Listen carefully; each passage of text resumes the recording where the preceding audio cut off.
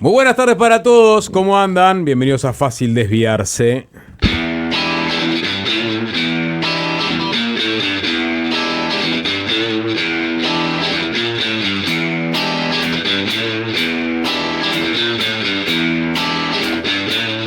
Buenas noches, Ken Parks de Bloomberg News.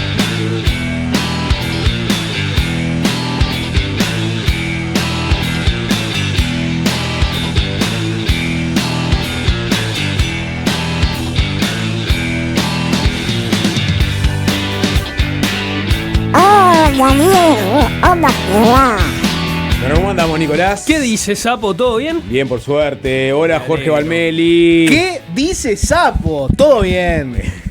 Había entrado el Tanito a hacer un registro de redes, pero... Se arrepintió. Lo mandó para atrás.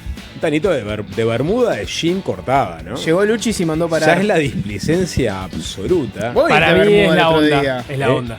Perdón, ¿volvió la bermuda, el jean cortado como bermuda o no? Nunca se fue. ¿Cuándo se se fue? fue? Ah, El jean no pasa de moda. a mí no... César, para César agarre Redín, el dale, micrófono, dale. agarre el micrófono. César. Ya que está saludando, Arroba ¿no? César Giacosa. Hola, querido. amigos. ¿Todo bien? Cuando yo aprendí junto a ustedes, Sí. no era el código de vestimenta que imperaba. No. Otro dress code. ¿Cómo tiene Otro que, espectador. ¿cómo Otro tiene espectador. que, Otro paquete accionario. ¿Cómo tiene que vestirse? Sí, Sí. eso cambia mucho, Sí. la frecuencia sigue. ¿Cómo tiene que vestirse un comunicador? Un comunicador de fuste, un periodista, Ujú. ¿te puede hacer una nota de bermuda? ¿Te puede hacer una nota de chancletas? ¿O te tiene que recibir con pantalón?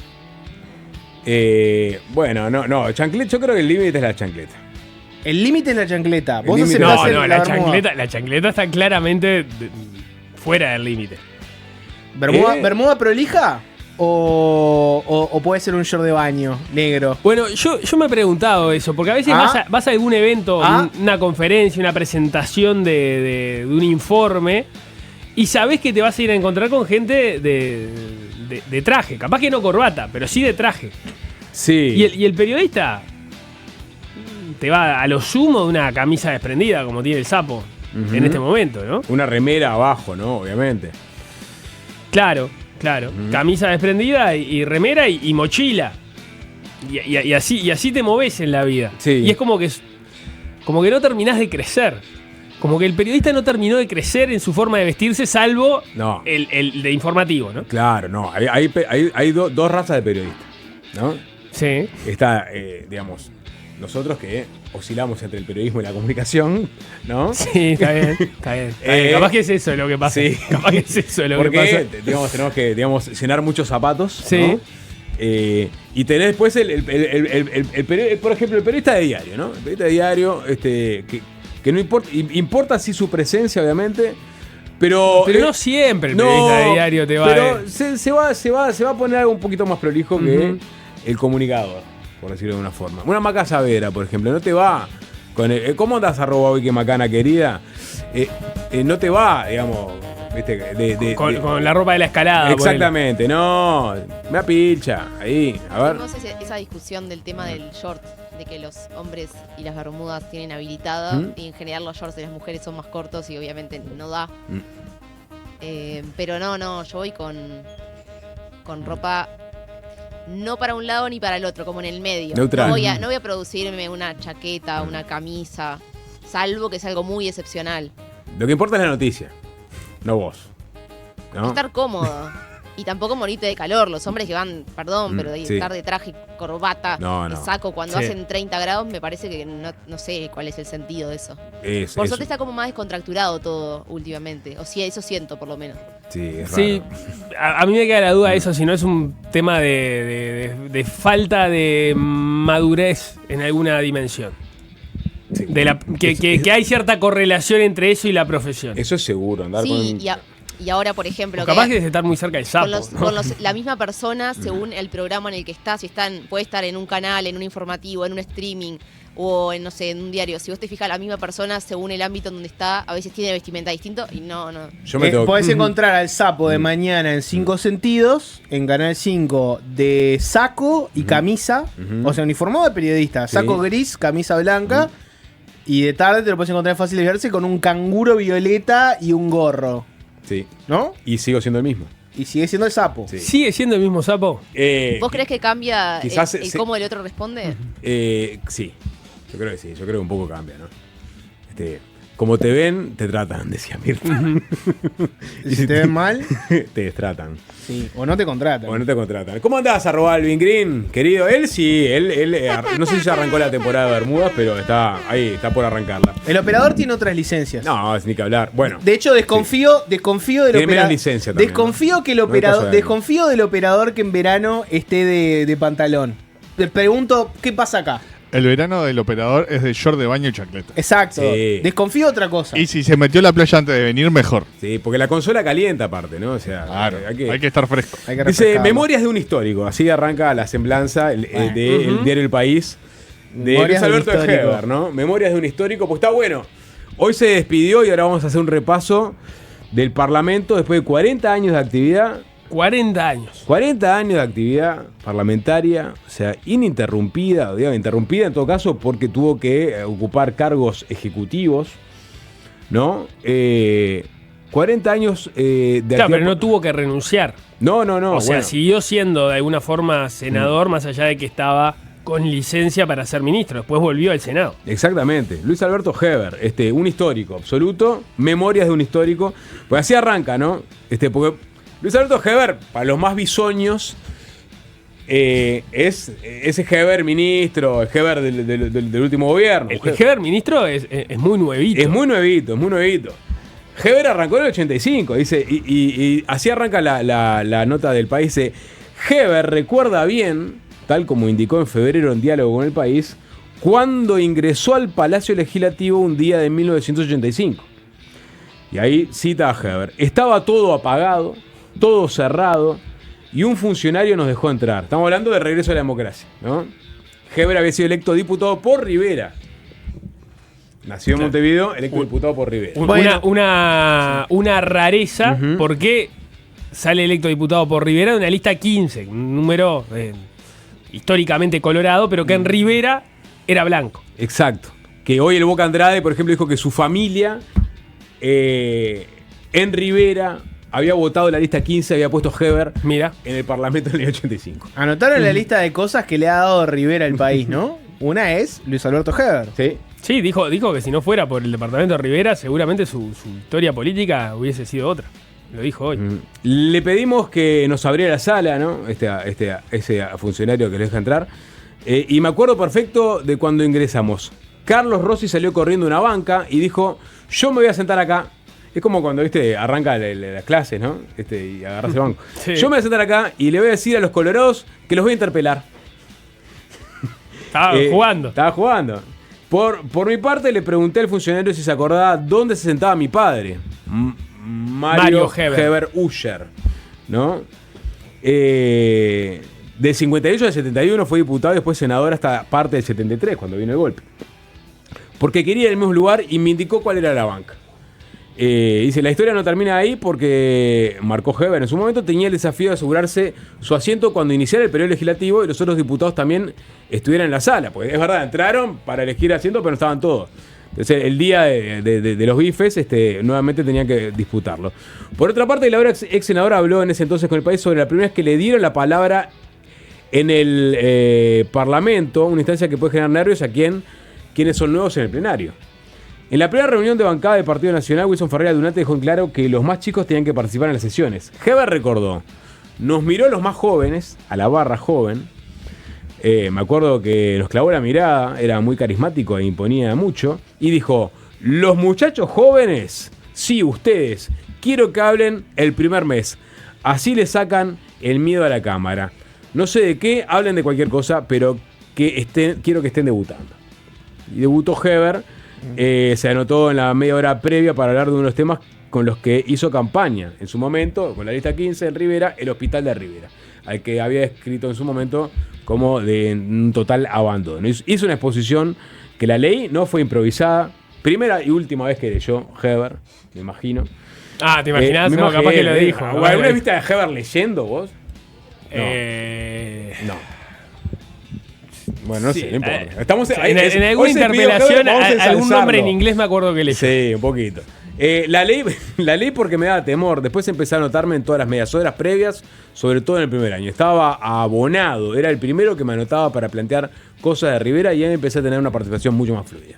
Y así arrancó Luis Alberto Heber en la política, como legislador, como parlamentario, como diputado. Y bueno, y hoy, hace un ratito, finalmente terminó su carrera como parlamentario en una sesión homenaje en donde hablaron diferentes dirigentes importantes de cada una de las colectividades que están ahí en la Cámara Alta.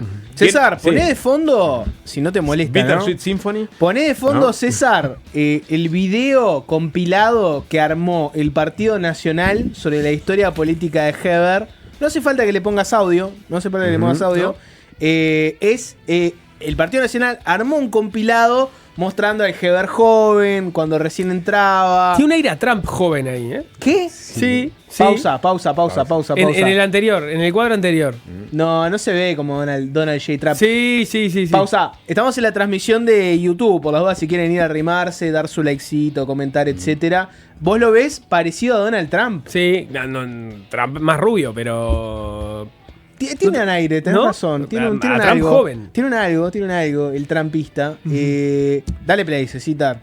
Nada, estampas de la vida política de Luis Alberto Heber, algunas de las cosas que hizo, interpelaciones que protagonizó, cosas que votó. Destacaron, por ejemplo, que votó el matrimonio igualitario. Destacaron, por ejemplo, discursos de Heber durante el caso Pluna, durante el gobierno Frente Amplistas. Digo, como para mostrar un poco muestran, ¿no? La grandiosidad del Parlamento y te muestran a Heber ahí recorriéndolo. Un video. Si querés, Sapo, Perdón, podemos... Heber, porque estamos hablando de Heber, por ejemplo, en la embestida Baguala, o sea, estamos hablando de un escudero de Luis Lacalle Herrera, ¿no? También, Heber. Claro. Antes que nada, o sea, después de la presidencia de Lacalle Herrera, durante la presidencia de Sanguinetti, cuando empieza a haber un enfrentamiento, una rivalidad que sea cada vez más patente, con denuncias por parte de Juan Andrés Ramírez contra Lacalle Herrera por lo que había pasado en su presidencia, Heber era uno de los que, desde el semanario Patria, o desde las cámaras, o desde donde fuera, estaba siempre defendiendo, incluso también jugando a embarrar un poquito la cancha para el lado de él, ¿no? En un momento se va a presentar una grabación de el hermano del ex chofer de Cambón, ¿se acuerdan aquel que fue procesado? Donde decía que había que enchestrar a la calle Herrera de rumbo a las elecciones del 99. Es decir, Heber ha estado todas. Y hoy estaba la calle Herrera en las barras escuchando el homenaje. Un escudero de la calle. ¿Querés, si no te molesta, Sapo, ver alguna de las intervenciones? Pocas, ¿no? Vamos a pasar todas. Sesión homenaje de Luis Alberto Heber. Cada tanto cuando se va un legislador se le hace una sesión homenaje donde todos hablan cosas positivas sobre esa persona. Por más que hace semanas, meses, años lo estuvieran matando. Y tenés de todo tipo. Hablaron Colorado, Frente Amplistas. Digo para no ir con los nacionalistas, que es bastante obvio ahí el homenaje, Hubo buenas ¿no? intervenciones de los nacionalistas, pero vamos a dejarle de lado. Estuvo buena la de Lema, estuvo Gloria Rodríguez, aquí en el herrerismo, y Heber en particular. ¿Sigue Gloria teniendo Rodríguez una banca, Gloria Rodríguez? Entró, aparecía senadora Gloria Rodríguez, por lo cual es suplente, me imagino. Capaz entró Claro, para- ella debe ser debe ser suplente en de centro. Porque ella era del herrerismo y se termina yendo cuando se van, digamos, en una de las diásporas que tuvo el herrerismo en los últimos años. Ella fue del tramo final. Si no me equivoco, se fue para de centro, o sea que la banca que originalmente fue de Nicolás Olivera debe ser la que ella ocupó en ese momento. Bueno, estaba hoy en el Parlamento y si bien, como decía vos, Nico, están de centro, ella recordó sus inicios en el herrerismo cuando iba a hablar con Heber diciéndole que había gente que y nunca iba a terminar el Parlamento. En su caso, entendía, hay cierta representatividad que no es tal en el Parlamento. Y bueno, lo reivindicó en el sentido que sí, Gloria, todos pueden llegar y que Heber creó la Comisión de Derechos Humanos dentro del herrerismo, creo. Efectivamente, es la banca que originalmente ganó Nicolás Olivera, que después, como se fue, intendente de Paysandú, y se fue reelecto intendente, la ocupa actualmente Carlos Moreira, también de centro. Rodríguez estaba suplantando a Moreira, seguramente por la historia común que tienen en la 71. Datos que importan. Nuestro Julio César Gard de la política y las clave, bancas. señor, es lo único que importa en este momento. Hay que tenerlo. Data. Pedro Bordaberry, senador sí. Colorado. ¿Cómo despidió Pedro Bordaberry a Luis Alberto Heber? Digo, vamos a pasar el homenaje. Después también vamos a pasar algunos momentos picados de la historia política de Heber. ¿Cómo lo despidió en esta sesión homenaje Bordaberry a Heber? Escúchenlo. Llegaste al Parlamento como diputado por Rivera en 1985, cuando aún éramos un país en transición, intentando consolidar la democracia. Por la lista 15, como bien dijiste, fuiste allá en Rivera un duro adversario. Nos llevó 40 años recuperar la lista 15 a los colorados allá en Rivera. ¡Qué trabajo nos diste! Años después presidiste la Cámara de Representantes, en 93-94, lo que ya demostró una temprana disposición y vocación para conducir los debates. En 1995 ingresaste al Senado, donde permaneciste por 25 años consecutivos. Yo no sé si aquí se llevan registro de estas cosas de alguien que haya sido legislador 40 años seguidos. Lo que sí sé que deben haber sido muy pocos. Debe ser casi único. Bueno, ahí estaba, ¿no? Bordaberry recordando también la lista 15 de Rivera. Después habló, por ejemplo, Andrade recordó lo que les comentaba, que sus padres habían votado a Heber en Rivera con la lista 15. Habló Constanza Moreira por el Frente Amplio. Habló Carolina Cose. Y bueno, habló Andrés Ojeda y habló Carolina Cose, que en realidad primero dijo la votación para aceptar la renuncia de Heber, ¿no? Y después ella también argumentó su voto y lo hacía de esta forma. Habiendo más senadoras y senadores anotados, corresponde votar la solicitud de renuncia presentada por el señor senador Luis Alberto Heber. No se vaya todavía, senador. 25 en 26. 25 en 26. Quisiera aprovechar para fundamentar mi voto. Verdaderamente, señor senador, voto con un sentido respeto por su trayectoria, por su compromiso con la política y con el país, compromiso que estoy segura que va a mantener, porque tal como usted lo expresó en una sentida exposición que pasó por la parada del ómnibus, como pasamos tantos y tantos uruguayos preguntándonos cuándo, verdaderamente estoy segura que va a seguir trabajando para fortalecer a su partido, para fortalecer a la política, que es fortalecer a la democracia. Muchas gracias, senador.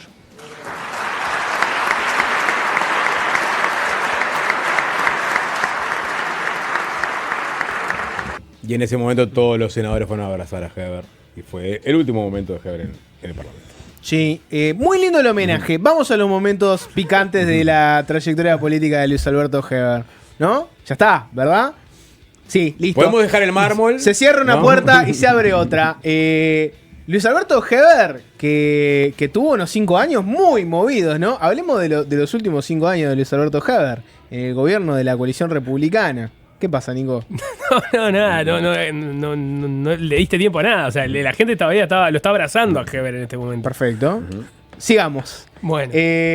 Por ejemplo, uno de los... Si yo tuviera que poner una lista de las cosas polémicas, importantes en las que estuvo Luis Alberto Heber en los últimos 5 años, si fuéramos a hacerlo cronológicamente, tuvo un paso por el Ministerio de Transporte y Obras Públicas, ¿no? Antes de ser Ministro de Interior. Mucha gente se acuerda solamente del Heber Ministro de Interior. En realidad fue Ministro de Transporte y fue el Ministro de Transporte del acuerdo por el puerto, ¿no? Fue el Ministro de Transporte durante el acuerdo entre el gobierno y Catunazzi. Y fue no solo, digamos, uno de los protagonistas de ese acuerdo, sino que fue uno de sus grandes defensores. Acuérdense que antes de que explotaran todas las cosas que explotaron mediáticamente, ¿no? No sé, el caso Astesiano, la LUC, Penades, etcétera.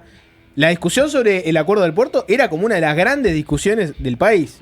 Ahí tuviste, por ejemplo, no sé, Mario Vergara, Charles Carrera, senadores frente amplistas que hicieron punta con ese tema. Y a fin de cuentas, ¿podemos decir que el acuerdo del puerto fue una ganada de Heber? Miren, por ejemplo, este compilado que hizo en su momento La Diaria, cuando se archivó la causa del puerto.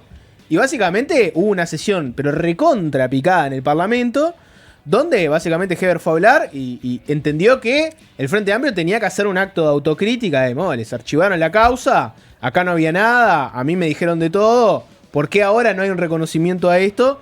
Fue una sesión que se tuvo que suspender en un momento porque hubo gritos, todo lo que tuvo se una imagina. gira de victoria en ese momento, Heber, por todos lados, donde decía que Vergara y Charles Carrera se tenían que tragar su palabra. Bueno, lo vas a escuchar ahora mismo en esa misma onda. Luis Alberto Heber y el acuerdo por el puerto. Enzo Cruz en el Senado por Catunasi. El atrevido es usted, que siempre habló, el atrevido es usted. El señor Charles Carrera es un miserable.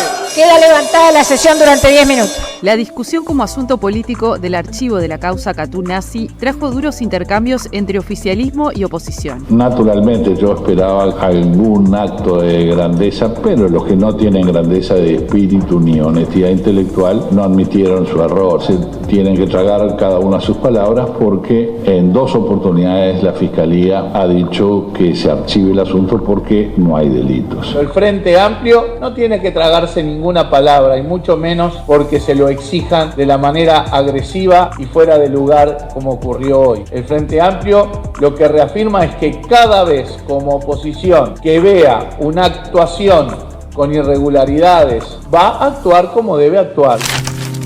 Un acuerdo muy polémico, ¿no? Una extensión de 50 años, una concesión de puerto para una empresa, críticas sobre si eso fomentaba de alguna forma un monopolio, críticas de que fue una decisión que tomó un gobierno que va a afectar 50 años, no se hizo con un acuerdo político de por medio. Entonces un panorama muy complicado. ¿Podemos decir que Heber la ganó? ¿Esta fue la victoria política de Heber en 5 años? Nico, periodista especializado en periodismo. Yo creo que sí, que desde el punto de vista, cuando vos vas a la justicia para dirimir una situación política, ¿no? Y esto lo hacen de los dos lados. Cuando vas a la justicia, lo que terminás haciendo es, quedando supeditado a lo que termina fallando la justicia. Y la justicia, o mejor dicho, la fiscalía lo archivó y después hubo una revisión del caso y lo volvió a archivar. Después hay otra discusión que es más compleja y si hay dudas sobre cómo interpretar la ley, imagínate si habrá duda de cómo interpretar los resultados que pueda tener en el puerto el acuerdo, además un acuerdo tan largo, ¿no? Cuándo funciona bien, cuándo funciona mal. Pero como eso es mucho más complejo de discutir, yo diría que sí, que ese partido lo terminó ganando. En la medida que se archivó, vos fuiste por una denuncia penal, estabas convencido que había allí eventuales delitos y no se encontraron por parte de la Fiscalía. Entiendo que sí. Fue la ronda de victoria que tuvo Heber en ese quinquenio, Jorge. Fue la ronda de victoria. Sí, lo hizo saber a cuánto medio lo entrevistaba y, porque cada oportunidad que tenía. Tuvo otra, y lo que pasa que fue tan carambolesca la salida que tuvo el gobierno de esa situación que se la arruinaron. Pero que era el pasaporte a Marcet. Ah, bueno, también. Claro, digamos, lo que pasa, las circunstancias de cómo tratan después de ocultar los chats que habían tenido entre Carolina H. y Guillermo Maciel, tuvo toda esa peripecia que ya hemos hablado 1000 veces, termina empañando y de hecho termina abriendo una nueva investigación de parte de Fiscalía de algo que se iba a resolver según los intereses del gobierno, y era, acá no hubo un delito en la forma en que se entregó el pasaporte. Esa pudo haber sido otra victoria. Lo que pasa, una ronda de victoria prematura. No, lo que pasa es que en el medio te mintieron en el Parlamento. Entonces eso lo termina manchando. Pero el gobierno en su momento no tenía, el gobierno pasado, no tenía la obligación de haber ocultado esos chats para defender la tesis que puso en el Parlamento. Recuerda, en esa interpelación cuando van, lo que le dicen es, dicen dos cosas. Dicen, a Marcet se le entrega el pasaporte porque no había que entregárselo, se entregó a derecho, no hay ninguna ilegalidad respecto a eso. Y además, nadie sabía que era Marcet. Claro, digamos, eso primero que dijeron bastaba para defender la entrega del pasaporte y la justicia encontró que no hubo irregularidades en eso. O sea, bastaba esa línea. Lo que pasa es que cuando quisieron agregar lo otro, que servía para la discusión política más inmediata, bueno, en el camino mintieron. Que no fue Heber el que miente, pero miente el gobierno, con algunos de sus representantes ahí. Prometí cronología y ya te me fuiste a cuando tiene que renunciar Heber, ¿no? Antes de eso hubo otros episodios. Si vos preguntás, ¿este es el gol? Sí. Yo te hablé de una jugada que... Pero yo te puedo preguntar si fue un gol y no tenés que enseguida contraponerme una cosa. No, el gol no es lo mismo que un gol. Ah, bien. No. Ronda de victorias prematuras. Pero mira, este que viene ahora, Jorge, por ejemplo. Antes hay otro. ¿Esto cuenta como una ronda de victoria prematura? Puede ser uno de los audios que quedó para la historia de Luis Alberto Heber. Lo popularizó mucho un canal, que ya lo conocen. Es cierto que, digamos, todos los ministros del Interior dejan frases para el recuerdo, ¿no?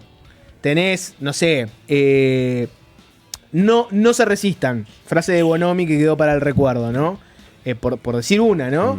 Y son casi todas frases que terminan volviendo para perjudicar a los ministros, ¿no? Carlos Negro dijo: la guerra contra el narcotráfico está perdida. Frase que quedó, ¿no? Es difícil ser ministro del Interior y colgarla del ángulo con una frase. No, siempre tienen chances de... Hay orden de no aflojar. Sos básicamente un ministerio de malas noticias. Sí, hay orden de no aflojar. Sería la frase positiva que deja un ministro de Interior.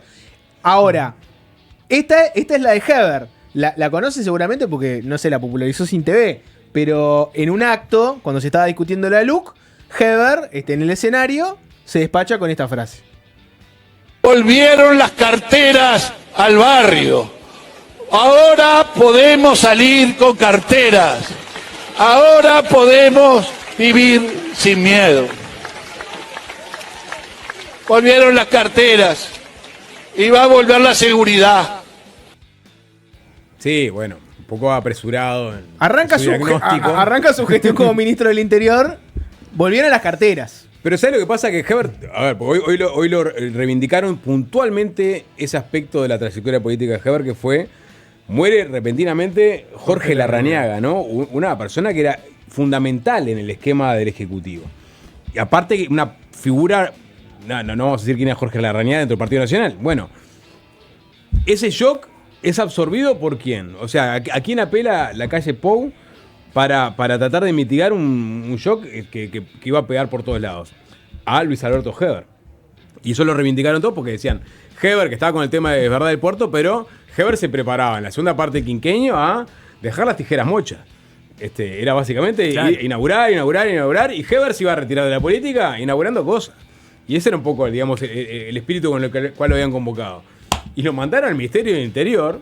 Y ahí Heber tiró la tijera y fue el ministerio. Entonces, quizás esta frase, a los ojos de algunas personas, quede matizada porque fue Heber el que agarró el fierro caliente cuando seguramente nadie lo quería dar. Nunca que un ministro del Interior diga, estamos bárbaros, volvieron las carteras, estamos seguros, o similares, nunca va a ser bien visto por la gente. Porque... No, esto y los fuegos artificiales. Bueno, cuando se decían, no son tiros. En algunos barrios están así. Sí. La transición del Heber, picante parlamentario, acostumbrado a hablar mucho y ser chistoso, y ser verborrágico, a un rol de ministro donde todo eso no solo a veces no es bienvenido, sino que es penalizado. Claro, lo que pasa es que ahí en el medio habías tenido la pandemia, y entonces el gobierno sí tenía unos valores en seguridad que eran muy distintos a los que había recibido del gobierno anterior. Tuvimos toda una discusión a propósito del factor pandemia, si había influido o no, cuánto había influido, y si tenía que ver con los números que habían mejorado, cómo habían mejorado. Pero bueno, vos era ese el Ministerio del Interior al que te estabas subiendo cuando asumías, ¿no? Sí. Heber arrancó muy parado en la postura de que no era la pandemia el efecto y que era cómo se estaba gestionando la seguridad ahora. Postura que cambió un año después, donde terminó admitiendo que sí, que fue efectivamente la pandemia. Ahora sí, Sapo, ministro del Interior, le tocó el caso, ¿no? Complicado. Y poca gente se acuerda, capaz que este caso costó la renuncia de la cúpula policial, por ejemplo. Bueno, exactamente. A ver, cuando atrapan a Alejandro Astesiano, de seguridad, el custodio personal del presidente de la República, y conocemos primero que estaba vinculado a el expendio de pasaportes falsos a ciudadanos rusos, pero después empezó a aparecer todo ese otro material que, digamos, lo tuvo bailando el gobierno durante 2 años. Y Heber había agarrado hacia no mucho el Ministerio Interior. Y ahí es cuando la calle Pou seguramente dije, por suerte convoqué a Luis Alberto, porque Heber en el Parlamento está en su salsa, ¿no? Y cuando se siente atacado, ¿qué es lo que hacía? Por ejemplo, atacaba, ¿no? Y levantaba un poco el tono de voz y entreveraba la cancha. Y este pasaje lo convocan a la Comisión General a Heber como ministro del Interior para que alguna explicación sobre quién era Astesiano, cómo había llegado hasta ahí, qué sabía sobre los pasaportes falsos. Él como ministro del Interior, hasta dónde estaba consustanciado con el operativo de detención. Y le dieron unos cuantos bifes a Heber. Y medio sobre el final de la sesión, entrevera, lo estaban todos gritos un poco, y al final, en causa, digamos, el auto viene al modo de Heber. Vamos a escuchar. Hemos gritado o hablado fuerte. Hemos defendido con pasión nuestras convicciones. Sí, señor. Yo estoy muy seguro del presidente que tenemos y muy orgulloso estoy que va a terminar una gran gestión y que va a salir no solamente fortalecido de estos episodios que no hacen más que aprender de la realidad y a veces de las miserias humanas, señor presidente, que existen y que lamentablemente no debemos de generalizar, porque lo peor que nos puede pasar en esta instancia donde traicionan nuestra confianza, transformarnos en un desconfiado de todo. Si somos un desconfiado de todo es muy difícil poder gobernar un Estado y un país. ¿Vamos a tener más cuidado? Claro que sí. ¿Vamos a tener que tener más controles? Claro que sí. Pero no somos desconfiados. Yo prefiero confiar que transformarme en alguien que tiene temor a tomar decisiones, que tiene miedo a tomarlas, porque pueda mañana haber alguien que nos traicione. Un traidor... la canción de Citarrosa decía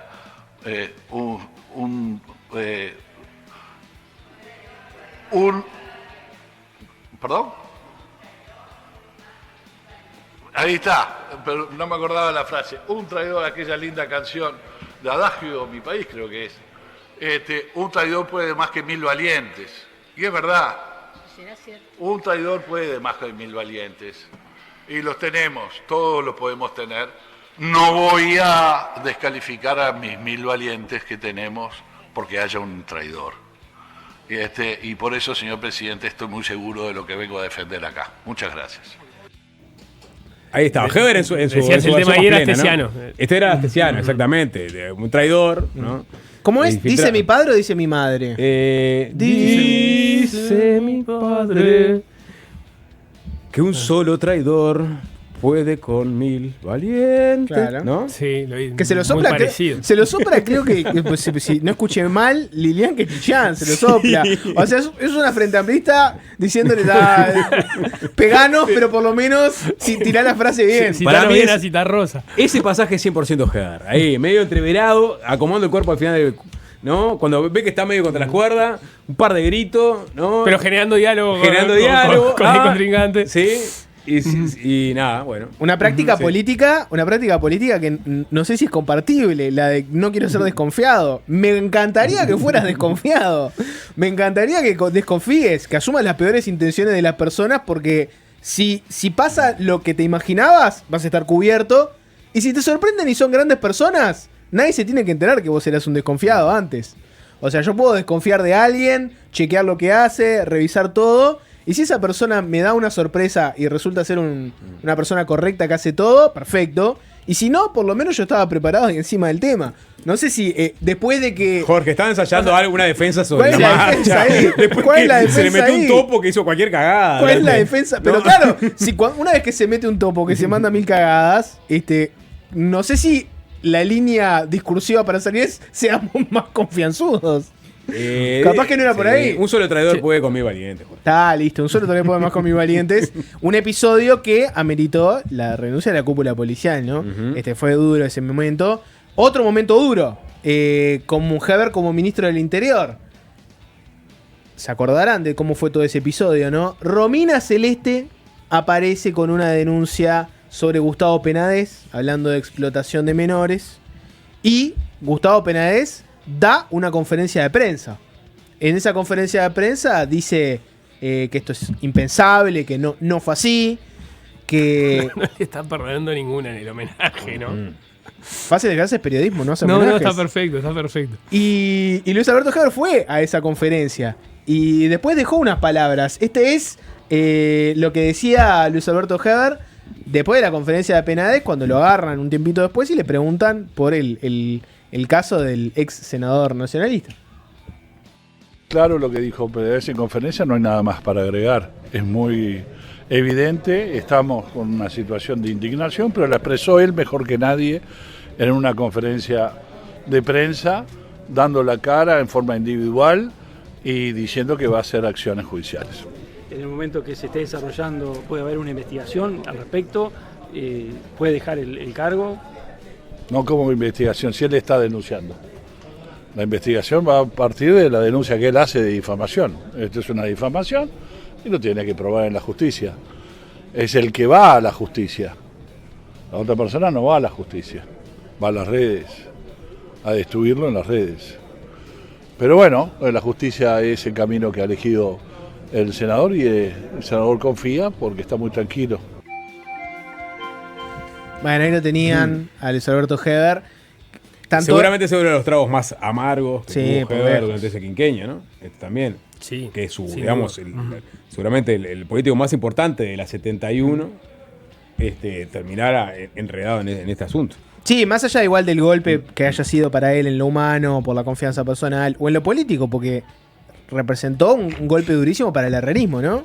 Imagínate todo lo que construyó Heber en el herrerismo. Bueno, el golpe que implicaba que Penades estuviera con esta acusación y demás. Lo cual no quita que él, como ministro del Interior, eligió salir a respaldarlo públicamente. Y eso, bueno, puede ser criticable. Eso hizo mucho ruido en su momento. Alicia Guione, que era la fiscal en ese momento, cuando hizo el pedido de desafuero de Penades, una de las cosas que puso fue que el hecho de que salieran autoridades públicas a respaldarlo podría haber hecho que víctimas pensaran dos veces antes de testificar. Si vos estás en la duda de si salir y testificar sobre lo que pasó con Penades en tu pasado, que salga el presidente y el ministro del Interior a bancarlo públicamente, capaz que te lo pensaste dos veces y dijiste, bueno, me conviene. Si el ministro del Interior, que es el jefe de la policía, que es la que va a investigar todo esto, dice que Penades es inocente, ¿qué voy a hacer yo saliendo a testificar? Claro, digamos, eso generó mucha discusión en su momento. Claro, incluso después termina apareciendo lo que se conoció como la trama, ¿no? La investigación a propósito de Tarocos, a donde funcionarios policiales terminaron investigando justamente para tratar de ver quiénes eran las víctimas que estaban denunciando a Penades. Entonces tampoco macheaba bien esa señal que se había dado de parte del ministro del Interior, que obviamente era amigo y correligionario del senador Blanco, con que policías estuvieran investigando de manera paralela eso, más allá de que no tuvieran nada que ver, pero era parte de, digamos, si faltaba una demostración cabal de que no había sido una buena decisión eso, te aparece Taroco investigando desde adentro de la policía las víctimas que estaban denunciando y que tenían identidad reservada. Sin embargo, con todas las cosas que comentamos hoy, fíjense lo que decía Nico antes, ¿no? Heber termina perdiendo su lugar en el ministerio, no por ninguna de estas cosas de las que salió, incluso salió airoso en alguna, como por ejemplo el caso del puerto, sino que termina cayendo por el caso del pasaporte a Marcet, en donde en realidad él no fue el que estuvo directamente involucrado en los hechos, ni en la expedición del pasaporte, ni tampoco en los chats donde se revelaba que hubo conversaciones donde se sabía que Marcet era un narco pesado y peligroso, que son entre dos subsecretarios, entre H y Maciel.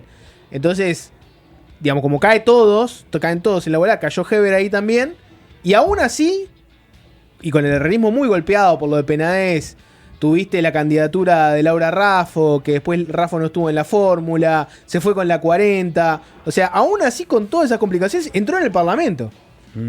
O sea, se termina yendo por voluntad propia, Heber. Ese es un dato que no es menor. Pese a todas las cosas estas y pese a todos los golpes políticos del herrerismo, consiguió la banca y decide retirarse él bajo su propio término. Ahí está. Se fue un histórico entonces, Luis Alberto Heber. Sí, no, me quedé, simplemente algo que no recordamos fue, eso sí lo dijimos, él arranca en el 85, arranca por decir algo, ingresa al Parlamento, formando una pequeña bancada del Partido Nacional que estaba como reflotando el herrerismo, ¿no? Que el herrerismo en ese momento, en el 85, no fue el herrerismo que conocemos de los últimos años. Era un herrerismo que era absoluta minoría en el Partido Nacional porque la figura de Wilson era avasallante. Después, Wilson no llega a la elección del 89, la termina ganando la Calle Herrera, se convierte en presidente, él es electo diputado nuevamente para esa presidencia de la Calle Herrera, luego ingresa en el Senado. La Calle Herrera sigue intentando ser presidente después. De hecho, en el 2009 le gana la interna de manera sorpresiva a Larrañaga, se convierte nuevamente en el líder del Partido Nacional. Después de la embestida Baguala, el herrerismo había retrocedido un poco, ¿no? Y ahí había aparecido la figura de Larrañaga como una figura nacional importante. Y cuando la Calle Herrera se retira, él queda como presidente del directorio blanco. Y él tenía aspiraciones de ser el candidato a la presidencia, o por lo menos precandidato, en el Partido Nacional. Lo que pasa es que en ese momento, estamos hablando de 2011, 2012, las encuestas no le daban bien, como no le daban bien a Analía Piñerúa, como no le daban bien a otras figuras que estaban intentando ver si despegaban y se convertían en uno de los posibles presidenciables del Partido Nacional. Y ahí es donde, por el costado, aparece la Calle Pou de cara al 2014 y él tiene que dar un paso al costado en esa pretensión porque veía que las encuestas no le estaban dando a él como para poder erigirse como el candidato del herrerismo, y la Calle Pou termina armando un sector amplio con el cual termina convirtiéndose en precandidato. No la gana esa vez, la gana en la siguiente. Otro hit, yo me recuerdo de las primeras veces que entrevistamos a Heber allá en el CURC, ya vapeaba. Y me acuerdo que fue la primera persona que vi vapeando en un lugar cerrado. ¿Qué hace este señor? Después él fue un militante a favor del vapeo, incluso fue multado en el Parlamento por vapear, no sé si se acuerdan. El cigarrillo electrónico. El cigarrillo electrónico. Una positiva de Heber, una positiva de Heber para comentar, es su voto al matrimonio igualitario. Fue de los pocos nacionalistas que lo votó. Lo votaron Larrañaga, Penades y lo votó él mismo. Y una positiva para decir de Heber. En muchos tiempos donde gente que dice ser liberal, en realidad en el fondo lo que es liberal económica y en lo social suelen ser conservadores, él dio un discurso en su voto del matrimonio igualitario muy centrado en la libertad. Y habló de que, bueno, si vos pregonás la libertad y entendés que las personas tienen que ser libres en todos los aspectos de su vida, no tenía sentido no votar el matrimonio igualitario, porque en definitiva vos lo que estabas haciendo era ampliarle una libertad social a las personas. A mí me parece que fue uno de los discursos más ideológicos de Heber, con su bandera, ¿no?, de la libertad. Ahí mostró que, por ejemplo, él no caía en la dicotomía fácil de, bueno, ser liberal en alguna cosa, como por ejemplo en lo económico, y en lo social ser conservador, ¿no? Y después hay otra cosa que se puede decir, que eso cada uno lo valorará, si es positivo, si es negativo. Estaba Larrañaga como ministro del Interior, con números que estaban bien, pero que tenían que ver con la pandemia, o por lo menos en buen modo tenían que ver con la pandemia. Muere Larrañaga y él ingresa reconociendo que no tenía ninguna formación, salvo la política, para ser ministro del Interior. Te lo dijo vos en Desayuno, soy una esponja. Exacto. Y en paralelo, los números empiezan a subir, no porque haya entrado Larrañaga, Heber que no sabía y no estaba más Larrañaga que sabía. No era eso. Tenía que ver con que, obviamente, venía de la pandemia y se estaban yendo los efectos de la pandemia y los números empezaron a aumentar y la situación empezó, digamos, en la discusión política también a ponerse más tensa. Y en ese panorama donde además estaba pasando todos esos otros escándalos políticos de los cuales veníamos hablando, como por ejemplo el caso Astesiano, Heber empieza a darle más espacio, por ejemplo, a Diego Sanjurjo, que había entrado con un cargo de asesor en el Ministerio del Interior, pero estaba teniendo un rol muy lateral. Y ahí aparece, por ejemplo, también la idea de los encuentros por seguridad, con una mirada hacia la prevención, y empiezan a trazarse líneas que luego continúa Martinelli y que hoy también retoma Negro, ¿no? O sea, la aparición de los primeros trabajos de Emiliano Rogido, que ya se ha vuelto una persona bastante conocida en la discusión sobre seguridad, aparecen en ese momento. Luego se profundiza con Martinelli, por ejemplo, con el libro blanco para el sistema penitenciario que trabaja Naviña, y todas esas líneas que ahora retomó el ministro Carlos Negro en esta gestión, empezaron a verse en esos espacios que le fue dando un poco más a Diego Sanjurjo, quizás porque también estaban ante un problema político donde había que dar alguna señal de que algo distinto se iba a hacer, ¿no? Eso lo pongo como hipótesis. No estuve en esa reunión donde se le dijo a Diego Sanjurjo. Que fue en Peñarol, ¿te acordás de que fue un momento de empuje de homicidios importante? Exacto, pero bueno, en ese contexto empezó a darse algo. Quizás porque no se tenía mucha formación en el asunto, o no, pero se dio algo que por lo menos este gobierno lo valoró como valioso, valga la redundancia, para retomarlo y profundizarlo en este periodo. Ahí está. No es un inmemoria en esto, Heber simplemente renunció. No, claro, simplemente y importantemente renunció a su banca después de 40 años. Sigue en el directorio blanco. Sigue en el directorio, sigue militando, y seguramente lo tengamos acá en una entrevista en breve. En breve, como para despuntar el vicio de pelear un poco con Luis Alberto Heber. Vamos a escuchar música. La noticia es que la MTV, la cadena de videoclips que nació en el año 1980, definió cerrar casi todas sus subsidiarias, MTV 80, MTV 90, es decir, no va a pasar más música. O sea, Music Television deja de ser Music Television y va a pasar realities y cosas de entretenimiento, pero se recicla por completo. Entonces, de alguna forma podemos decir que es el fin de una generación. La pregunta que me hice, y que creo tener la respuesta, es ¿cuál fue la primera banda uruguaya en salir en la MTV? Los estuve trabajando los muchachos. ¿Te la imaginabas, alguien esta? Te la imaginabas, podía ser, ¿no?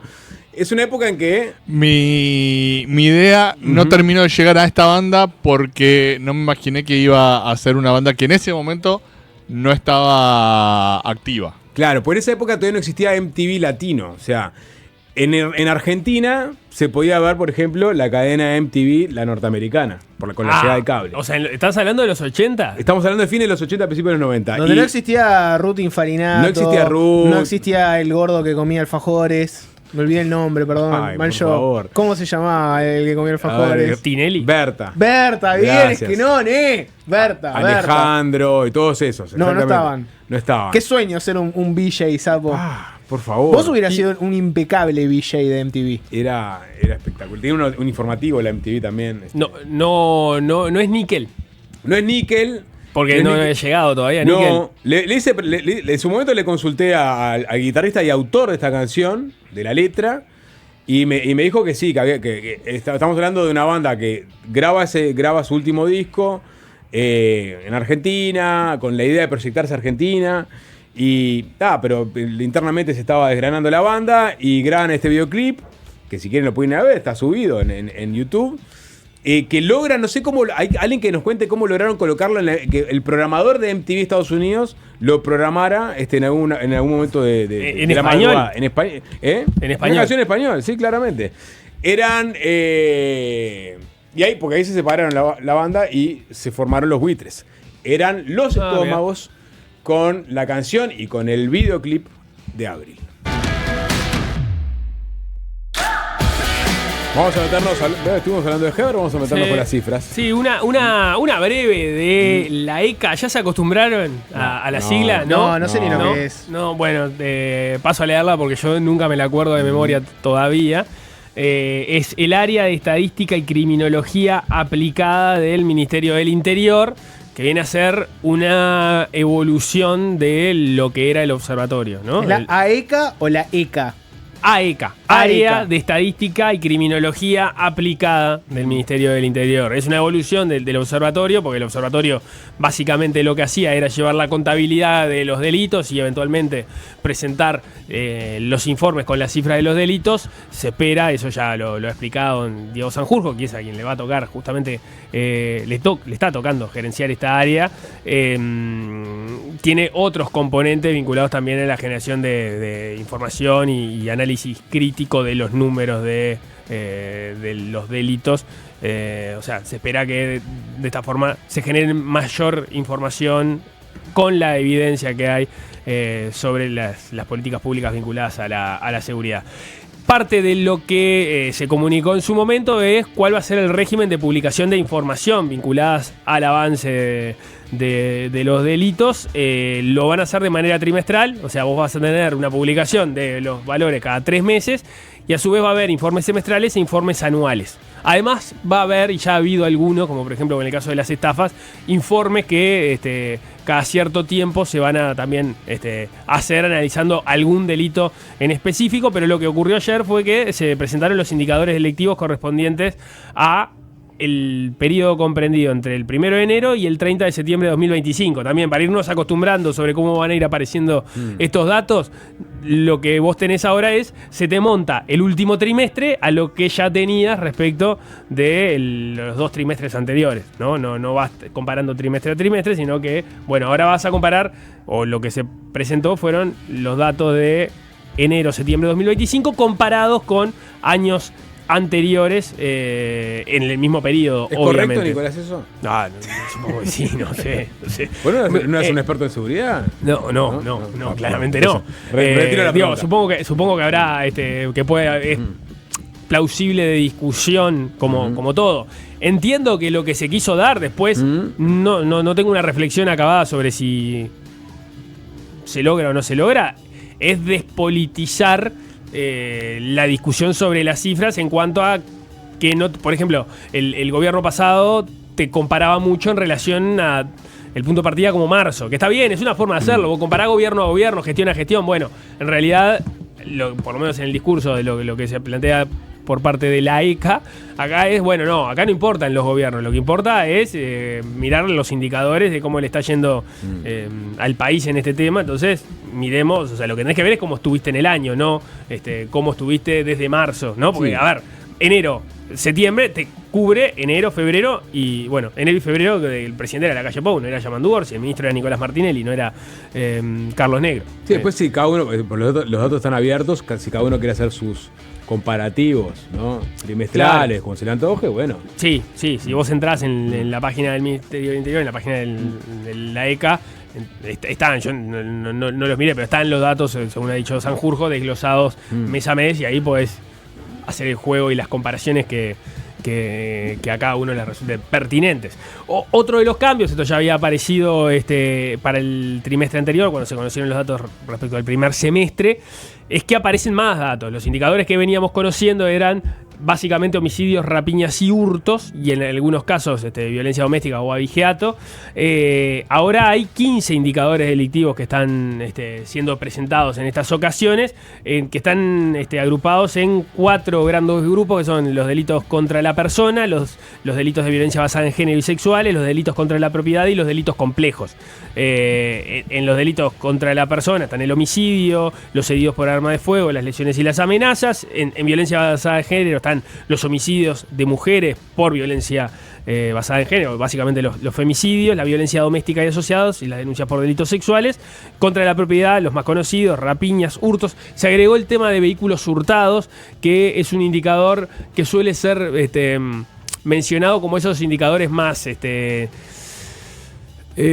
certeros, en cuanto a que ahí no debería haber muchas subdenuncias, porque vos vas a querer cobrar el seguro. Entonces, en general, denunciás. Es en donde más querés denunciar. Claro, ahí tenés muchos incentivos para denunciar. De repente te manotearon la cartera y no vas hasta la comisaría para perder tiempo, porque de repente no sé, salvo que tengas los documentos. Bueno, en este caso, un auto sí, lo terminas denunciando. Aparecen las estafas y los fraudes informáticos, los abigeatos y el daño en contra de la propiedad, y los delitos complejos están las extorsiones y los secuestros. Digo, indicadores que vamos a acostumbrar a verlos a partir de ahora, porque en general no formaban parte de la discusión cuando se van a conocer los datos. En grosso modo, lo que podemos decir en líneas generales, pues son muchos los delitos, es bajaron la mayoría. La excepción, el delito que aumentó, si comparamos con 2024, en el mismo periodo, fueron los abigeatos, que aumentaron un 14%. Ahí la explicación del ministerio es, bueno, hay que ver si esto efectivamente es un dato que se va consolidando y estamos ante un aumento de los abigeatos, o fue un movimiento puntual, porque se viene de muchos años, y ese fue un énfasis especial del periodo del gobierno anterior, el tema de el abigeato. La policía especializada. Exacto, bajó muchísimo las denuncias por abigeato. Bueno, entonces hay que ver, capaz que bajó un poquito, pero subió un poco, pero después retoma el descenso, que es hacia donde va. Mantuvimos las autoridades, dice Sanjurjo, en la gestión. No debería haber muchos cambios significativos. Lo cierto es que aumentó. Y después el resto, en realidad, se redujeron en su mayoría. Algunos se mantuvo un poco estable. El que se mantuvo estable y que es parte del, digamos, es el delito sensible por excelencia, es el de homicidios. En los homicidios hubo en realidad 2 homicidios menos en este periodo que en el mismo periodo 2024, pero estamos hablando de 279 hubo en 2024 a 277 en 2025, un 0,7% que se redujo. No es nada, digamos, o sea, se mantuvo. Alguien le puede llamar la atención, bueno, ¿por qué ocurrió esto? Si septiembre fue un mes donde hubo muchísimos homicidios y fue uno de los más sangrientos de la historia desde que se tiene registro. Bueno, lo que venía pasando era que había una reducción. Hubo meses donde claramente hubo muchos homicidios menos que comparados con 2024, y con lo que pasó en septiembre se terminó como estabilizando la cifra. Habrá que ver si esto fue una cuestión puntual. Sanjurjo lo ha dicho. De repente hay meses donde hay una baja y después aumenta. Bueno, tenés que mirar la película más larga, entonces tenés que ver cómo termina. Pero después el resto de los delitos hubo bajas mayormente. Heridos por arma de fuego bajó 6,3%, lesiones bajó 2,7%, las amenazas bajaron un 1%, los homicidios de mujeres por violencia basada en género bajaron un 15%, la violencia doméstica se mantuvo más o menos igual, los delitos sexuales bajaron un 3%.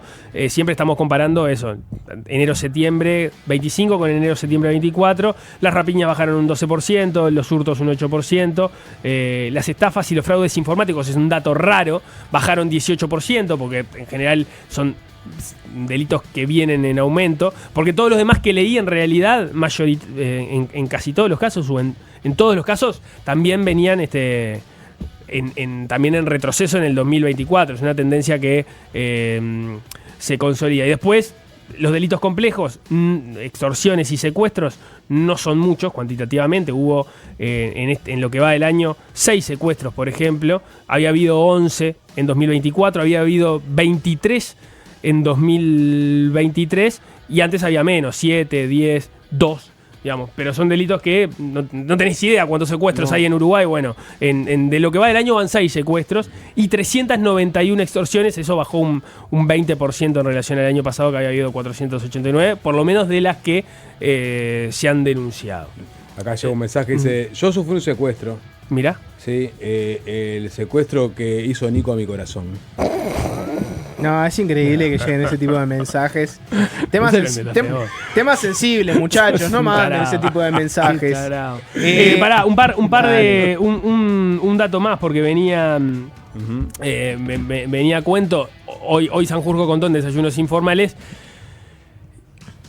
que las encuestas nacionales de victimización, esas encuestas profundas sobre victimización que iba a empezar, o mejor dicho, está empezando a hacer el Instituto Nacional de Estadística, que se había empezado a cocinar ya en el periodo pasado y en este gobierno se iba a consolidar, estaban en duda porque el INE pidió presupuesto especial para eso, eran 40 millones de pesos, no se los dieron, quedaba en duda, bueno, ¿qué va a pasar con eso? Eso se va a dar, hubo un revalúo aparentemente de cuánto presupuesto se necesitaba para eso, porque había parecido caro esos 40 millones de pesos, por lo que dijo Sanjurjo hoy se llegó a una cifra que era más o menos la mitad, y ese presupuesto va a estar para el Instituto Nacional de Estadística para que se continúen con estas mediciones, estas encuestas nacionales de victimización. Yo te agrego algo ahí, reducir a la mitad el costo de la encuesta también te reduce, por ejemplo, la muestra. Hay una reducción de la muestra, exactamente. Exactamente, y reducir la muestra redunda en... Reduce la asertividad, decís. Exactamente, y eso te lo pueden llegar a decir, o sea... Sí, hoy dijo que en parte de la adecuación de los costos tenía que ver con reducir la muestra. Se supone que tiene estándares igual, que no es que nos van a preguntar a nosotros 4, pero... No, pero lo que dice es justamente, digamos, lo fina que sea la encuesta depende también de la calidad del tamaño de la muestra. Tamaño de la muestra. Entonces, bueno, de alguna forma le bajaron un poco el perfil a una herramienta que entendían que era esencial para monitorear el estado de la seguridad pública en nuestro país. O sea, por un tema presupuestario. Tanda y después, Sapo, la estancia María Dolores. Esta es la compra que hizo en Colonización, bastante polémica, la hemos discutido varias veces. ¿Cómo tiene a los productores locales? Esperanzados porque se viene un polo dedicado a la lechería en Florida. ¿Los tiene preocupados por cuál es el rol del Estado ahí? ¿Qué apoyo tienen? Bueno, lo vamos a hablar con los propios productores de la zona. Además, Cristel Latequi terminó con Taylor Swift. Se acabó lo que se daba. Se acabó la power couple musical de la década, que era Cristel Latequi bancando fuerte a Taylor Swift. Sacó Taylor el peor disco de su carrera. Se acabó la mentira de los Swifties. De todo eso va a hablar Cristel más adelante. Fácil se impone. Fácil desviarse. Vuelve el gran día McDonald's y vos puedes ayudar comprando una Big Mac. Vení por tu Big Mac a... La compra de la estancia María Dolores, un campo de más de 4.000 hectáreas en el departamento de Florida, valuado en $32,5 millones, todos lo saben, encendió un debate que trascendió las políticas del agro, tensó al máximo las relaciones entre el oficialismo y la oposición y hasta llegó a la justicia.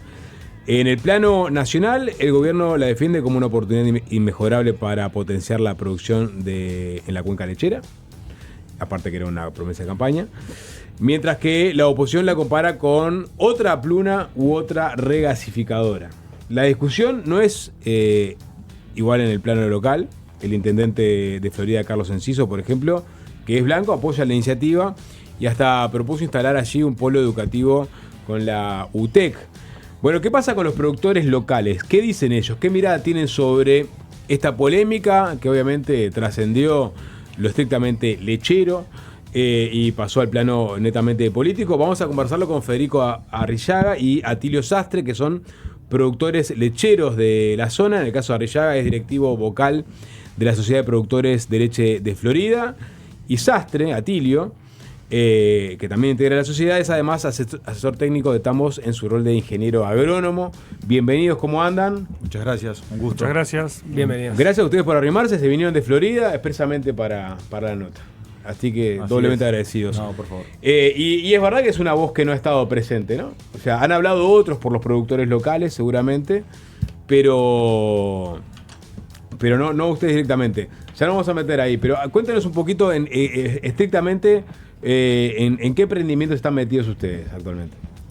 ¿Dónde trabajan? Bien, yo vengo de una familia dedicada a la producción lechera. Mis padres tienen tambo ahí en la zona de Chamizo. Estamos a más o menos unos 14, 15 kilómetros de lo que es el campo de María Dolores, departamento de Florida, ¿no? Ahí centro-sur. Y yo hace 10 años tengo un tambo en sociedad con un hermano más al este de Florida, que bueno, somos remitentes a Conaprole, vinculados a las gremiales, tanto la Sociedad de Productores de Leche de San Ramón, como soy vocal en la Sociedad de Productores de Leche Florida. Somos poquitos, nos conocemos todos, ¿verdad? Y bueno, para nosotros era muy importante también, como les decía recién, llegar a la audiencia capaz que más citadina o que está fuera del sector lechero, ¿no? Con los periodistas y los programas de agro, esto está recontrahablado.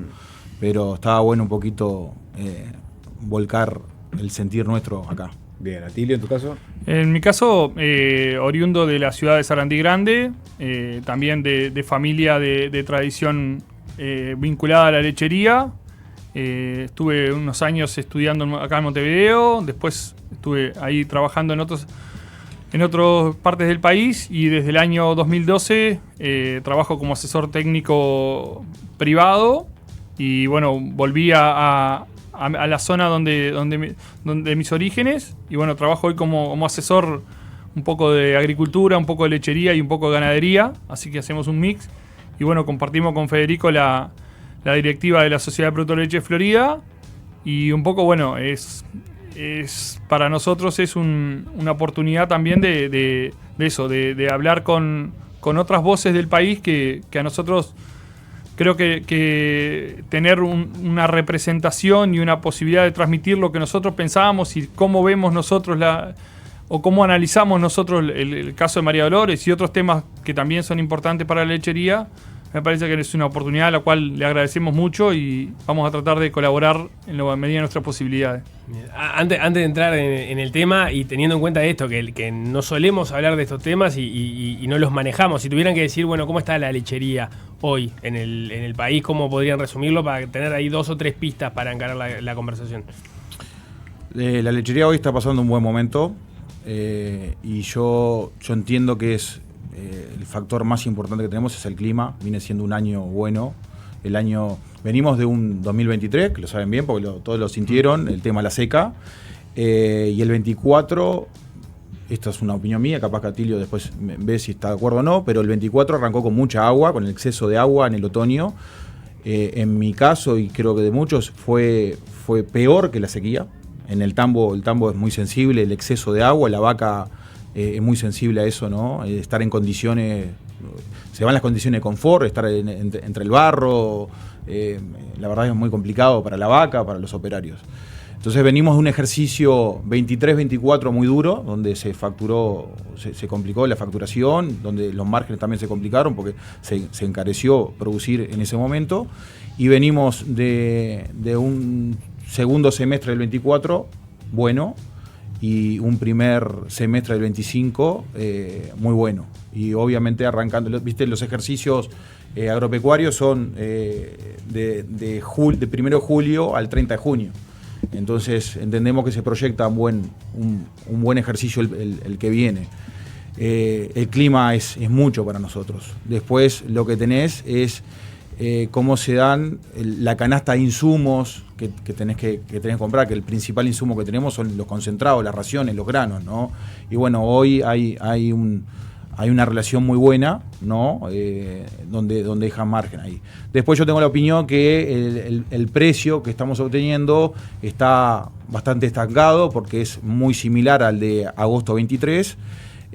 Pero eso, bueno, somos un rubro como la mayoría del país netamente exportador. El 70% de la leche que se produce en Uruguay se va al exterior. Producimos leche somos 3 millones de habitantes, ¿no? Producimos leche para 20 millones de personas.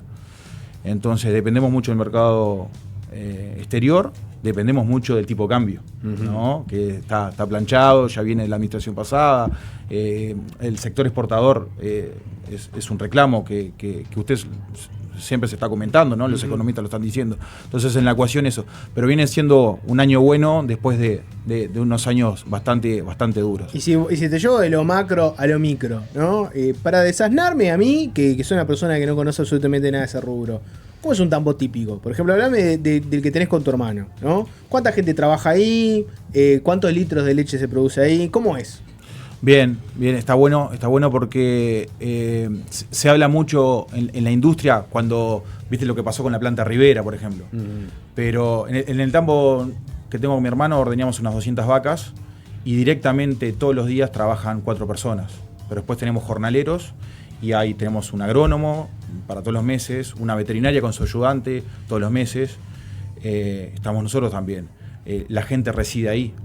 Hace poco se cerró un tambo muy prestigioso del departamento de Canelones, donde ordeñaban 380 vacas, y más o menos unas 8 personas de un día para el otro quedaron sin trabajo. El campo se vendió, la persona no lo podía retener, ese campo, y ese tambo se cerró. Nadie habla de eso como tantos tambos, ¿no? Que más o menos el número son 70 tambos al año, creo. Sí. Tuvimos aquel famoso debate de cierran X cantidad de tambos, ¿no? Aquello fue le erró el guapo y fue por segundos o por minutos. Fue por minutos, es una cosa. ¿Cuántos tambos cerraron? Claro, por eso minuto? bueno, ahí le patinó. Y en tu caso, Edilio, contame un tambo típico. ¿Cómo es? Bueno, yo trabajo un poco más al norte y donde los tambos son, en proporción, son un poco más grandes. Y bueno, en realidad socialmente un tambo promedio son eso, lo que Federico decía, unas 200 vacas en ordeñe que producen en el eje de 1 millón de litros de leche, 1 millón y algo de litros de leche. ¿Eso cada cuánto? Anual. Eso es anual y que tiene una facturación de entre 500 y 600 mil dólares al año. Eso es un tambo relativamente típico, dependiendo de la zona, quizás más hacia el sur del país son tambos más pequeños, más hacia el norte. Yo estoy en lo que sería la cuenca lechera, en la zona norte de la cuenca lechera, que es de la ciudad de Florida hacia el norte, donde son tambos relativamente un poco más grandes, con volúmenes de producción un poco más importantes. Ponele que en uno como el que describís se sacan 600 mil dólares, ¿no? ¿Y cuánto te cuesta sostener eso? Bueno, nosotros manejamos como relación de insumo-producto muchas veces márgenes muy pequeños, del 8 al 10%, o incluso en años anteriores, como describía Federico hoy, que a nosotros la sequía nos pega. Si bien nos pega desde el punto de vista del confort, porque las vacas nuestras pasan mejor cuando está el clima seco, cuando en esos momentos se nos complica la cuenta financiera del tambo, porque tenemos que comprar mucha comida, porque el campo que tenemos para producir comida no produce porque no tiene agua, y esa comida relativamente siempre termina siendo más cara.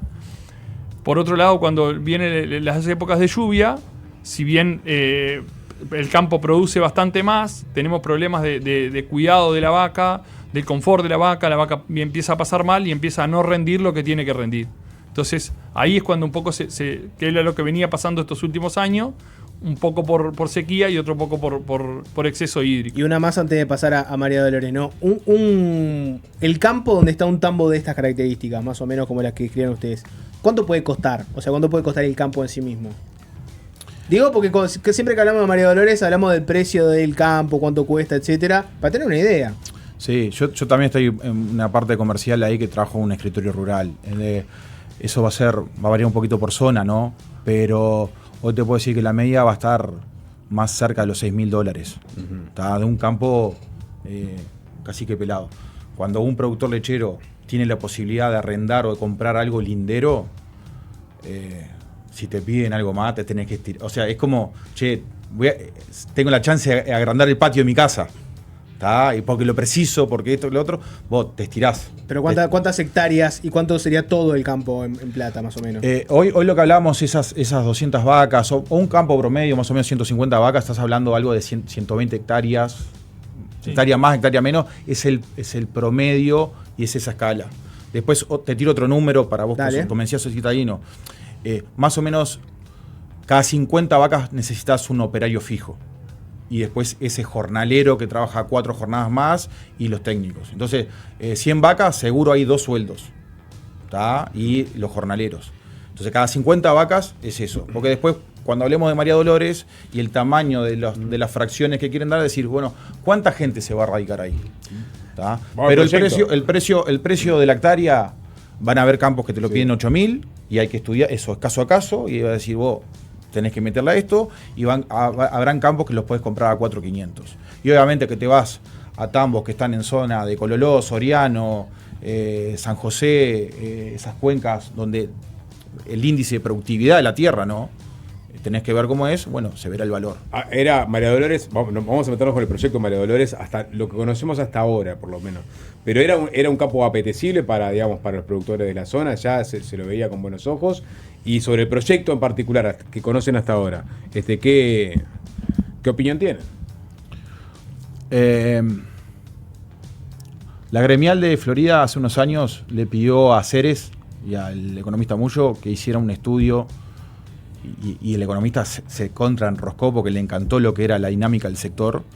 Y en el resumen, una de las conclusiones es: el sector lechero necesita más tierra, necesita acceso a la tierra. Que después, hoy hablábamos de la nota con Bordaberry, en un momento se decía, precisamos pensar líneas de crédito como tiene Nueva Zelanda. Bueno, ese puede ser un camino. Otro camino, Uruguay tiene una herramienta que es recontra válido discutirlo, pero es de la década del 40, que es colonización. Y todo campo mayor a 500 hectáreas, cuando se va a hacer una compraventa, el escribano que hace la documentación tiene la obligación de presentarlo, de ponerlo a consideración de colonización. ¿Tá?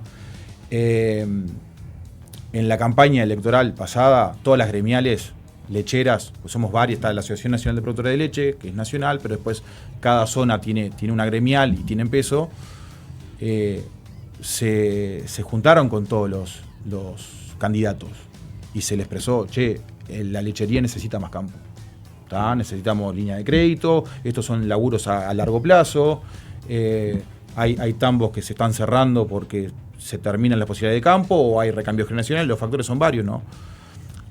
Quiero ir directo a... Está la herramienta de colonización. Pasó, ese campo estaba a la venta ya hace mucho tiempo, un empresario de acá, que ojalá hayan 20 empresarios más como él, ¿no? No es nada contra él, pero este campo está en una zona, en el corazón de la cuenca lechera de Florida, Canelones, hasta cerca de San José. Se presentó, el gobierno actual lo evaluó, y bueno, fueron para adelante. Obviamente que también se consultaron a las gremiales y se vio eso.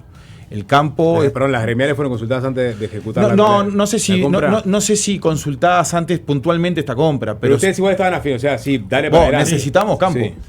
¿Tá? Y más, como dijimos hoy, en 18 ejidos, que es lo que se dice siempre.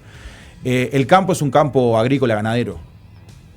No hay ningún campo que sea 100% tipo ideal. Obviamente tiene costa del Santa Lucía, costa del área.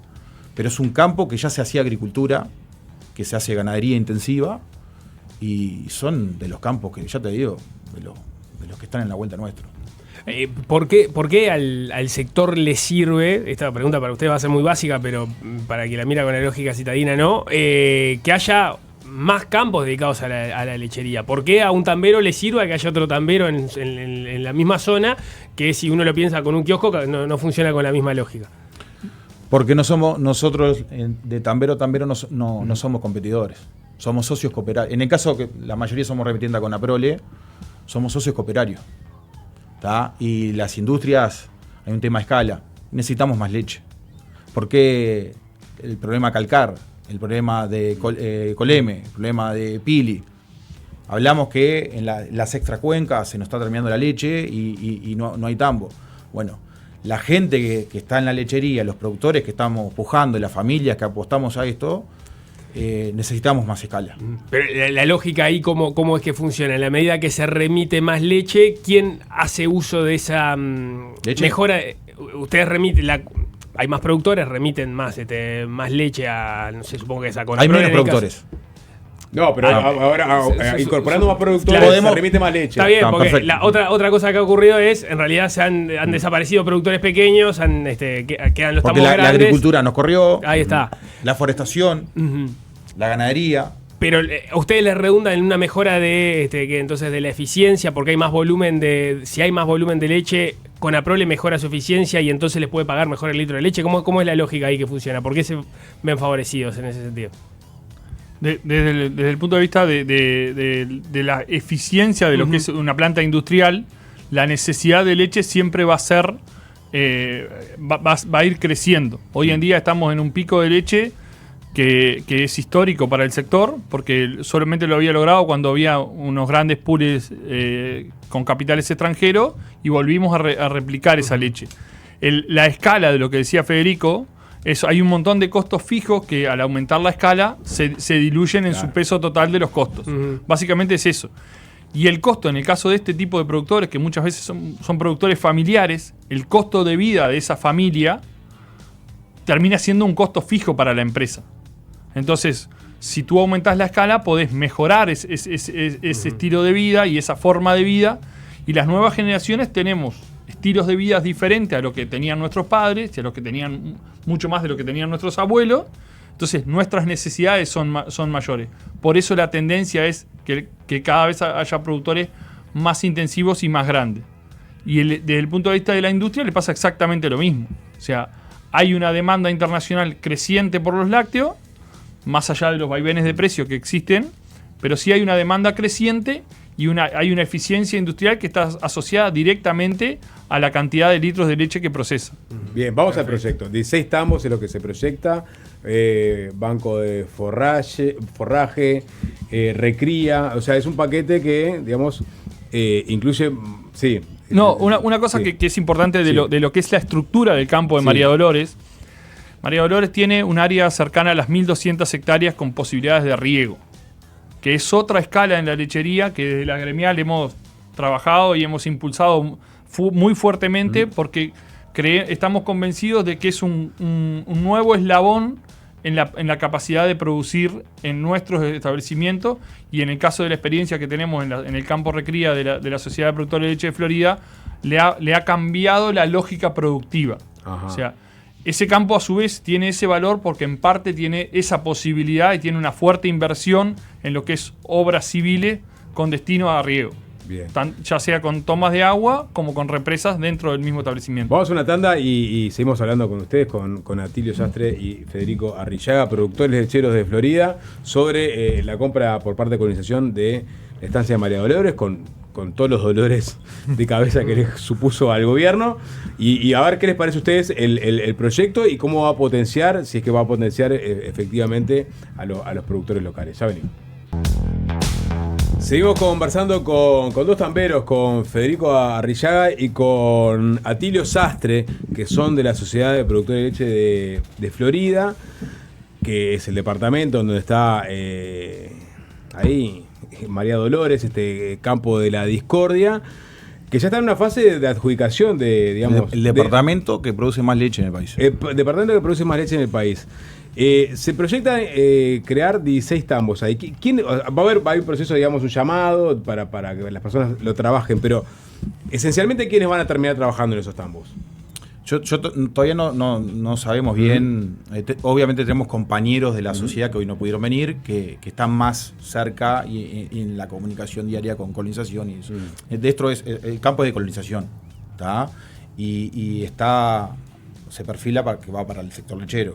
Entonces, en esto van a entrar las gremiales, ¿tá? Que somos los productores organizados. Obviamente que va a pesar mucho la opinión de Conaprole, ¿no?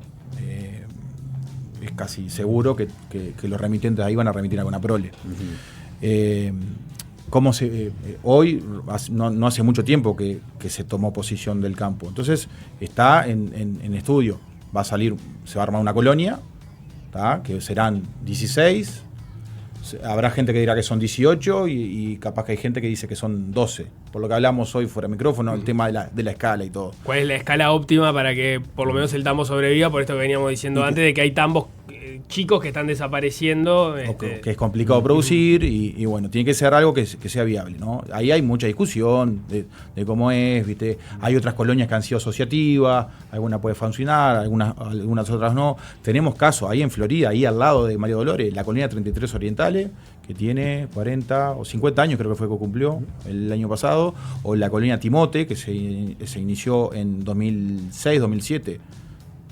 Dos proyectos totalmente exitosos, ¿no? Estos son 16 tambos individuales. 16 individuales. Y el tema de lo que a las gremiales y al resto también, capaz que lo que más va a impactar en la zona, en el sector y en los dos departamentos, Canelones, Florida. También hay una gremial de San José que hoy está... Ya se sembró o se está sembrando maíz en este momento en los campos ahí.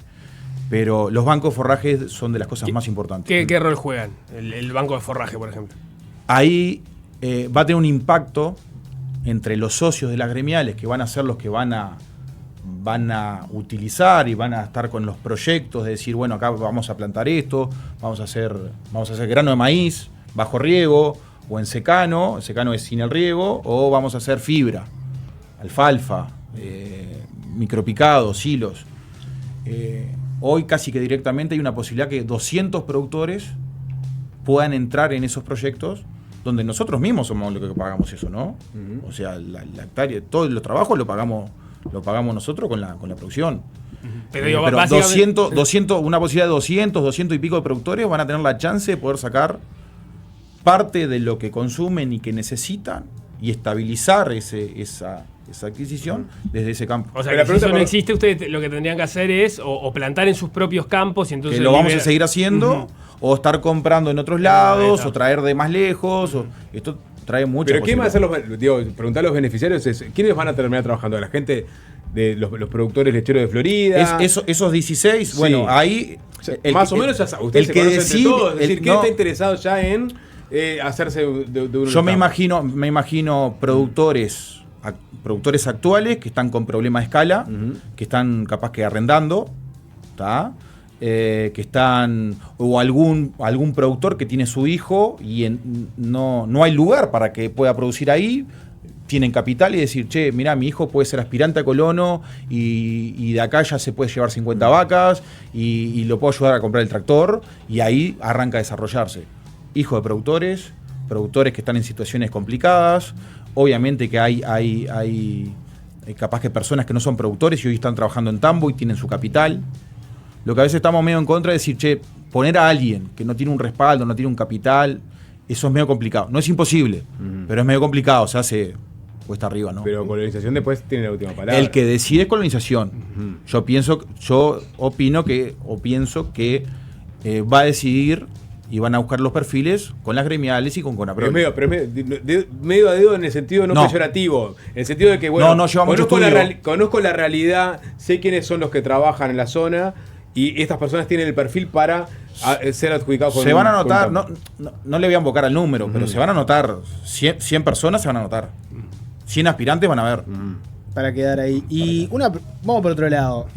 ¿Cómo hay que leer esto políticamente, no? Porque uno, por lo general, de vuelta a la cabeza capitalina, ¿no? ¿Uno qué piensa? Frente Amplio, bueno, un partido que tiene su base en el área metropolitana, que es un partido mucho más centralista, capitalino, etcétera. Partido Nacional, todo lo opuesto, el partido del interior, el partido que es como el representante de las gremiales rurales. Y en este caso tuviste a Sebastián da Silva enfrentado a Frati en una interpelación muy picada, que terminó muy mal, pero bueno, pero quédate con los argumentos y no con el tono, si querés. ¿Cómo hay que leerlo políticamente? Porque es interesante que, digamos, un partido que tiene todo para preocuparse por este tema de la lechería, en realidad dice, no, en este caso yo estoy en contra de la compra. ¿Cómo se lee políticamente? Y no sé directamente sin o sea, como hablábamos hoy, cada uno tiene su camiseta política, ¿no? Yo como productor lechero y con una herramienta vigente como es colonización, apoyo que colonización pueda usar sus recursos, los genuinos de colonización. Yo no le pido al Estado que saque recursos a otro lado, y pueda atender el reclamo de los productores, ¿no? Que es, necesitamos más tierra. ¿Tá? Acá tenés un intendente que es blanco, que es sencillo, Sí. que está, digamos, y creo que el Y porque diputado Florida también está a claro, favor. el Chacho también, entienden el impacto que tiene eso ahí. Entienden el impacto. Entonces es un tema de conveniencia.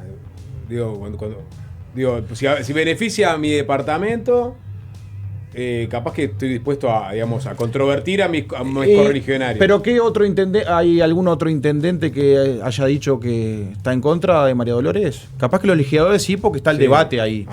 ¿Tá? Pero, no sé si la intendencia de San José dijo, vos estoy en contra de María Dolores. Vos decís que los intendentes están a favor de la herramienta de colonización. Pero es que no de la herramienta, pero entienden el impacto económico y social que tiene eso en su geografía. Hay una división ahí política, si querés, la política departamental, donde vos como intendente o capaz como diputado de un departamento decís, bueno, a mí este tipo de emprendimientos me sirven, me interesan, y después a nivel nacional, yo qué sé, del Senado para arriba, ahí ya sea otra discusión. Y capaz que lo que pasa es que esta compra la polémica explotó, ¿no? Como se anunció y todo, y bueno, obviamente, o sea, cada uno lo va a trabajar de su manera.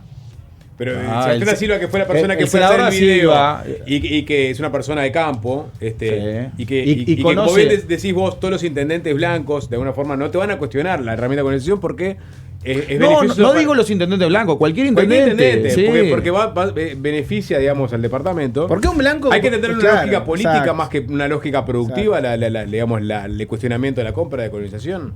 Desde el punto de vista desde el punto de vista de la lógica productiva, creo que nadie discute lo que es la herramienta de colonización y lo que sociabiliza la economía, el efecto socialista que tiene la economía de la lechería. Cómo derrama, cómo ocupa gente, cómo mueve socialmente. Nosotros, los vaivenes de la lechería, en el comercio local de los pueblos del interior, nosotros lo palpamos. O sea, el comerciante te dice, está complicado el tema. Después, desde el punto de vista de cómo se manejó políticamente, y bueno, capaz que no fue de la manera más correcta, y capaz que ahí son donde nacen las diferencias. Pero yo creo que desde el punto de vista de la lógica productiva, no hay mucha controversia en el sentido, porque yo pero la ARU salió en contra, por ejemplo, ¿no? Con una mirada más de que esto va en contra del desarrollo, del crecimiento económico, pero si es una política masiva, lo que yo entiendo que plantea la ARU es que si es una política masiva de que el Estado sale a comprar tierras por todo el país, quizás eso sí sea una política un poco más controversial. Pero creo que puntualmente este tipo de negocio, donde hoy hablábamos, donde está enclavado ese campo, las posibilidades que tiene de desarrollarlo, creo que si bien políticamente se puede discutir productivamente, los técnicos, yo lo hablo con mis colegas, los técnicos no tenemos mucha discusión del impacto que va a tener en la lechería y en la economía local. Pero tenés la discusión de que los recursos son finitos. Ahora dicen, bueno, en vez de haber utilizado el dinero para colonización, incluso plantean sacar una parte del dinero de colonización para fiscalía. El gobierno pasado definió sacar una parte del rubro de colonización para asentamientos. Es decir, hay una discusión política materializada en políticas, en decisiones puntuales como esa del gobierno pasado. Es decir, está controvertida la herramienta colonización. No, estamos de acuerdo. Estamos de acuerdo porque viene en discusión. Nosotros como productores, los técnicos que trabajan con nosotros, los que entienden la lechería, van a hacer los descargos cuando van a las comisiones del Senado, con el Ejecutivo y todo, van a tener la respuesta nuestra. Después, obviamente, que ellos van a, el día que tengan que debatirlo, donde se tiene que debatir, no fuera del recinto, ¿viste? Van a llegar a tomar sus decisiones. Pero dando ese debate, vamos a darle unos minutitos antes de que se nos termine el tiempo, ¿no? Imagínate que vos tenés enfrente a alguien que te dice, bueno, pero ¿por qué el Estado tiene que seguir invirtiendo plata en colonización para, en definitiva, beneficiar a productores cuando el Estado tiene otras necesidades? No sé, tiene fiscalía que no existen, que podría tener, problemas de seguridad, problemas de pobreza infantil. ¿Por qué el Estado debería invertir en eso en vez de invertir en otras cosas? Pero colonización está usando recursos propios. ¿De quiénes son esos recursos? ¿De dónde salen? Los que genera colonización, cobrando las rentas de todos los campos que tiene, con todos los colonos, con los productores que están, es dinero que entra a colonización y colonización lo reinvierte en campo. Podría perfectamente, claro. Se discute y decir, pero colonización es un organismo del Estado. El Estado podría decir, con esta plata gasto otra cosa. Es un organismo del Estado y capaz que la discusión va y te dice, che, no, mira, acá con esta guita vamos a hacer otra cosa. Bueno, ¿Qué le contestarían ustedes a la persona que dice, ¿por qué invertir en esto en vez de otras cosas? Esa es la pregunta, ¿no? Supongo. Y bueno, yo creo que por qué invertir es, primero, la inversión tiene un retorno. Todas las alternativas que vos me planteás no son inversiones que tengan un retorno. Si bien, estoy hablando desde el punto de vista económico, ¿no? Esto es una inversión que tiene un retorno. Se paga una renta por ese campo, por ese dinero que está invertido ahí, se paga una renta. Y lo que es, cuando lo ves vinculado a la lechería, no solo es esa renta que paga el colono por eso, sino lo que socialmente eso en la cadena económica genera. Multiplica. Entonces, siempre el Estado creo que va a tener recursos, como decía él, lo infinito, y siempre va a tener la opción de tomar el camino A o el camino B. colonización, el camino de tomar colonización es el colono que va a usufructuar esa tierra, va a pagar una renta y además va a generar un producto que va a ir ganando valor a medida que va circulando por la cadena y que va a terminar generando ingresos al país. Después podemos discutir si es mejor ponerlo en el A o ponerlo en el B. Pero el camino que toma, creo que está bastante claro de los beneficios que genera poner dinero público en la lechería. Ahí yo tengo una más porque esta discusión, digamos, tiene un carril de discusión que va a terminar siendo judicial, con parte de las objeciones que ha hecho sobre todo el senador Pedro Bordaberry, y que fueron presentadas como parte de una denuncia. No es una discusión de la que estemos dando ahora, lo dirimirá la justicia, pero la discusión productiva que ustedes decían, bueno, no hay mayor discusión, mayor controversia en lo productivo. ¿Cómo se explica que un senador como Sebastián da Silva, que es el senador que representa los intereses del campo, si se quiere, en el Parlamento, porque así él lo pregona, sea quien salga tan fuerte respecto a un emprendimiento que ustedes dicen, desde el punto de vista productivo, de conocer el rubro, esto no tiene mayor discusión? Y capaz que arranca mal, como lo anuncia el Pacha. Y bueno. Se la dejaron servida, ¿sí? Y sí, y ahí fue exponencial la cosa. Que era un homenaje a Mujica. Sí. Vos decís que ahí ya... Y creo que capaz que no. O sea, hoy la consecuencia es esa. Sí, habría que preguntarle al Pacha si lo haría de nuevo. Uh-huh. Si lo anunciaría así de nuevo. El senador da Silva nos ha visitado varias veces en la Sociedad de Productores de Leche de Florida. Conoce cómo los productores manejan ya campos de colonización. El campo de la Cruz, que lo maneja la sociedad desde el año 88, si no me equivoco. Él mismo lo dijo, me animo a decirlo acá. Él dijo, parece Nueva Zelanda esto. Son 3.000 y algo de hectáreas con 5.000 animales. La mayoría de eso, nosotros mandamos la ternera chiquita, se manda ahí para recriar y nos devuelven la vaquillona próxima. El 70-80% de los productores que usan esa herramienta somos productores chicos. Y bueno, precisamos más de eso. Hoy más que nada, porque están los números sacados, precisamos lugar para hacer más comida, porque nuestras vacas pueden producir más, y la industria lo necesita. Y bueno, es recontra válido que la sociedad diga, podemos cuestionar a ver si esto seguimos así, esta herramienta es válida, no es válida. Hoy está. Y bueno, yo sí creo que tiene que estar pensado qué campo se compra. Mañana hay 7.000 hectáreas en Basalto, y bueno, tenés que entender, a ver, Basalto es departamento Salto, Artigas, Paysandú, suelos superficiales, que son casi que para ovino, y no podés hacer lo productivo como acá. Pero bueno, estamos a las órdenes, y obviamente que también entendemos el debate y capaz que molestias, ¿no? A la gente que no lo entiende, ¿viste? ¿Qué impacto? A nosotros nos va mucho en el desarrollo de la lechería, de las cuencas, de las localidades. Nos va la vida en esto. Bien, a Federico Arrillaga y a Atilio Sastre. El agradecimiento por el espacio. Gracias. Y bueno, estamos a las órdenes y con gusto, si un día quieren, los recibimos. Están invitados, recibir en Florida. tienen que conocer ese campo. Vamos a hacer la Cruz. me pensé que vamos a hacer un programa de María Dolores. Y bueno, nos metemos, si hubo un senador que se metió a filmar. No, pero tienen que ir a la Cruz. Vamos a la Cruz. Tienen que ir a la Cruz. A hacer lobby. Están haciendo lobby en este momento con nosotros. Está bien. No son vocales de la sociedad. No tengo pulpón equino ahí. Bueno. Ese lo llevas vos. El especial lechero de Fácil Desviarse. Que hay una milanesa todavía. Congelada. Gracias. Muchas gracias a ustedes. Muchas gracias a ustedes.